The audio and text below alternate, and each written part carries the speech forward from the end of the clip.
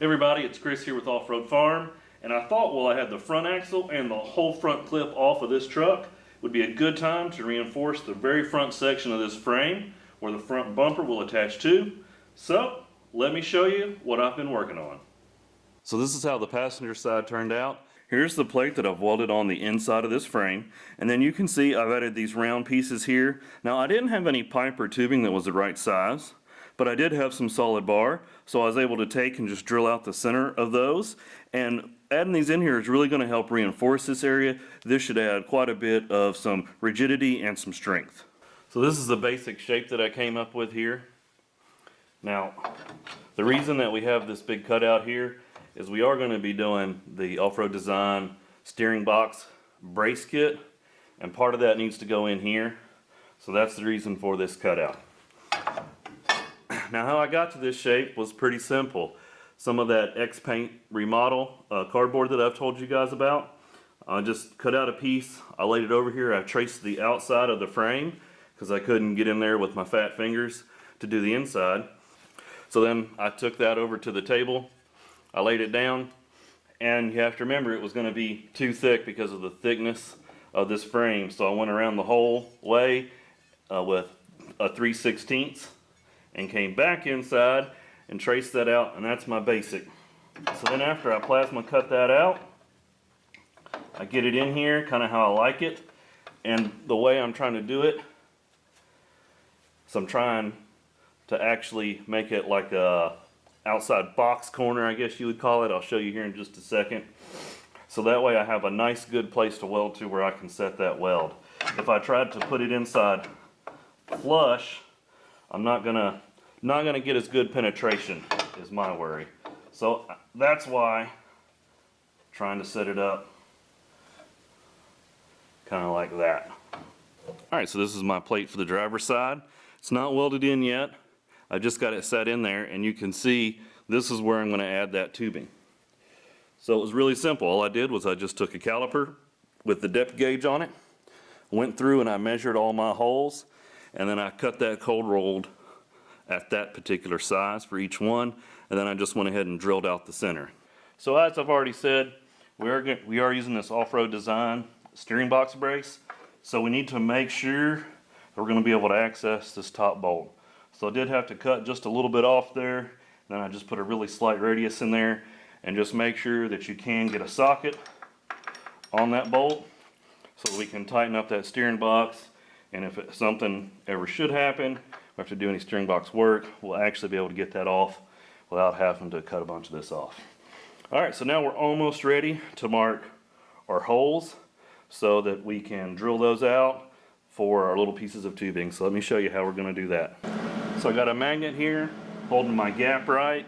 All I'm going to do is I'm just going to tack it into place real lightly so we can use a transfer punch to mark those holes, and then we'll cut those tacks off and we'll drill them out.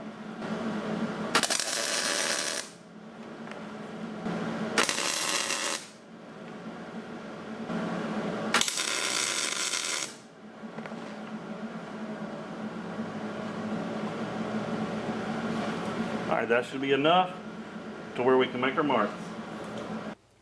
Alright, so now that we've got our plate tacked on, we're going to use this transfer punch and these little sleeves that I've made. We're going to put these in and put the transfer punch through. The reason we're going to use the sleeve is because with this punch, it's really easy to get that angle off, and then we're going to have a hard time fitting a bolt through that. So this will help, but we still have to pay attention because as you see, you can still get it off center. So we're going to try to hold that as tight as we can to the frame, push it through,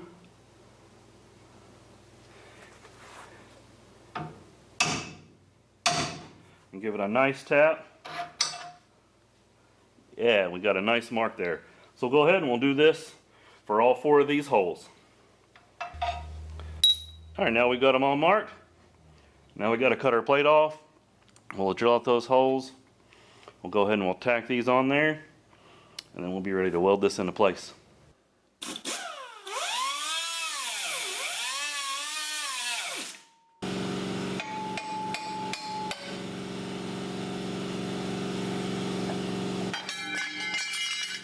Alright, so now we're just going to drill out these holes. Just going to start with a small bit, work our way up all the way to the big side.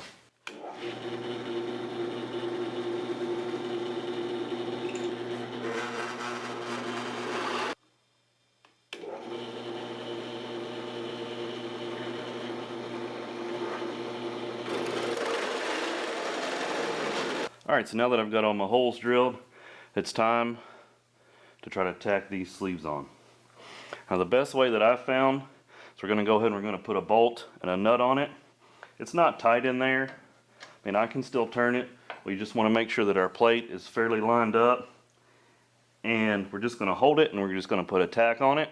Now the reason we're going to do it like this is if I just try to set those sleeves on that plate, weld around them, it could warp a little bit.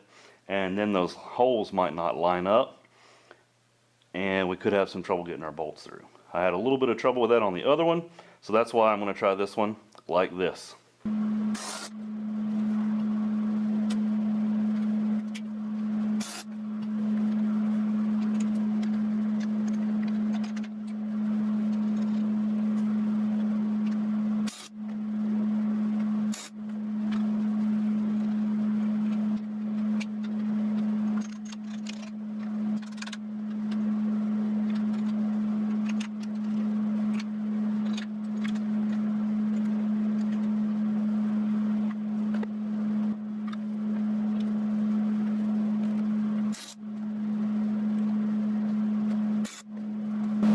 Now we've got them all tacked up. We'll take it out, put it over on the welding cart, finish welding those up.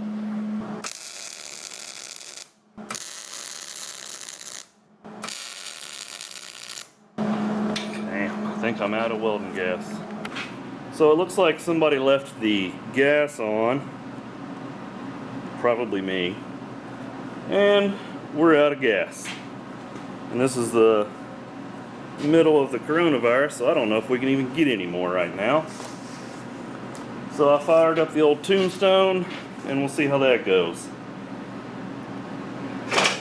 And I'm going to tell you right now, I am not very good with a stick.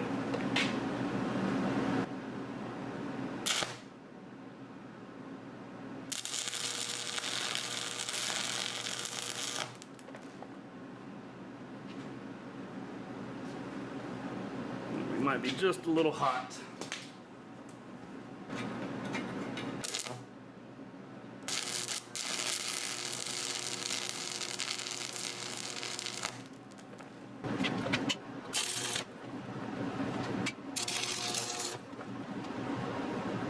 Alright, so that actually went a little bit better than I expected.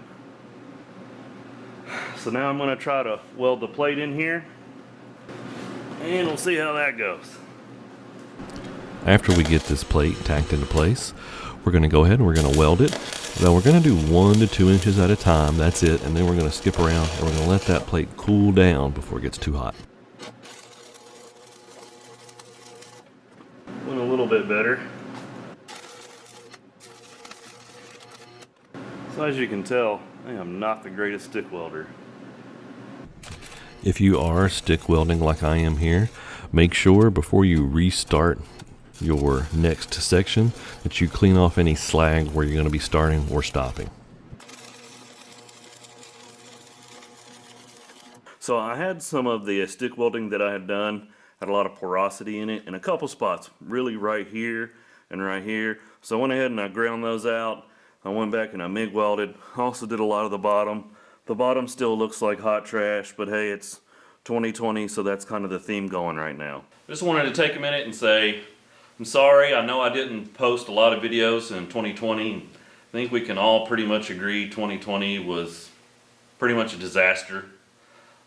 Things have been a little tough trying to shoot videos with everything going on, but I hope that now that things are starting to get better here in 2021 that I can resume a lot of this work on the truck and try to get a little bit farther along with it.